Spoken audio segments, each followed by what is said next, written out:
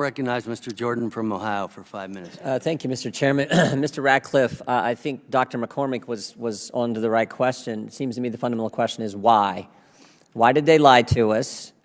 And why is it taking so long? You point this out in your testimony. Why is it taking so long for every government agency to admit what we all know?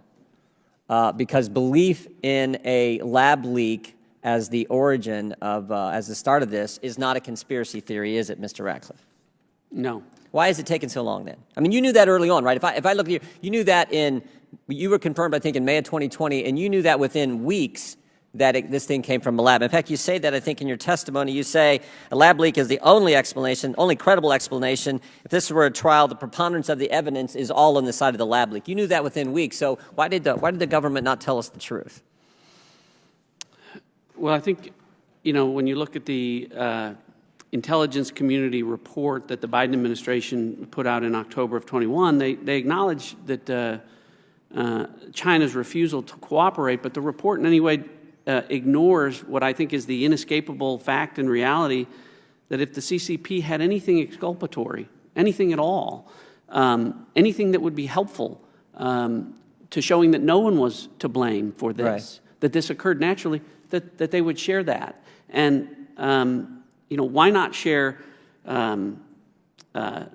data, samples, research, everything that tends to show that they had access to, that would tend to show that this was naturally occurring and tend to show that lab leak theory really was a conspiracy theory. But they didn't do that because they couldn't do that. And to me, that's why making an assessment with some level of confidence is something that should have been done a long time ago by the intelligence community. Yeah, we need to protect sources and methods. It's why Mike Pompeo and I labored over how much of this can we put out, hoping that it would drive the next administration coming in to declassify more information, which they haven't, and would drive congressional hearings into the origins of this, which it didn't. Here's what gets me. So the Director of National Intelligence knew this thing came from a lab. The Secretary of State knew this thing came from a lab. Common sense tells you this thing came from a lab. And frankly, even the guys who called us names knew it came from a lab because we have their emails. We have their emails from the start. Mr. Gary says, I don't know how this happens in nature. It'd be easy to do in a lab. Mr. Anderson says, this is not consistent with evolutionary. Everyone knew at the get-go. You knew at the get-go. And yet, they tell us just the opposite. Why? Well, you left out the top public health official, a virologist, Dr. Redfield. Dr. Redfield knew. He's testified, yes. Also testified. So you did. You had the top diplomat, the top of the intelligence community, the top public health official, all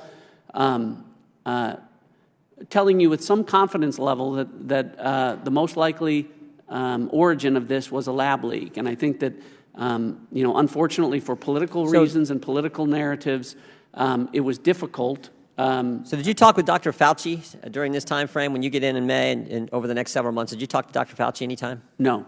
Never spoke with Dr. Fauci? No. Do you find that strange when he's out saying something directly contrary to the Secretary of State, to the Director of National Intelligence, and to the top virologist, Dr. Redfield, that Dr. Fauci wouldn't talk with you? Yeah, to be clear, there were folks within the coronavirus task force that were communicating, medical and scientific information to the intelligence community, not me directly. But none of that information was, frankly, consistent with what we've talked about, what the intelligence showed. Again, some of those individuals, to include Dr. Fauci, were promoting the idea that this was natural origins, and notwithstanding the language that was read, they were referring to it publicly as a conspiracy theory in certain conversations. Dr. Collins called us conspiracy theorists if you believed in the lab as the origin.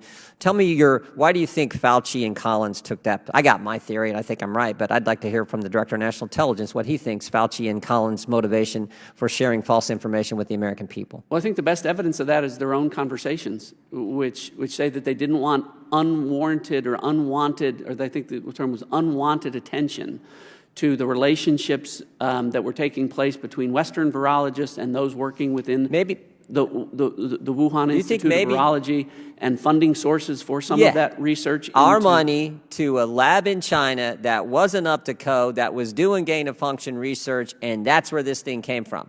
That's what they didn't want us to know. You agree with that, Mr. Ratcliffe?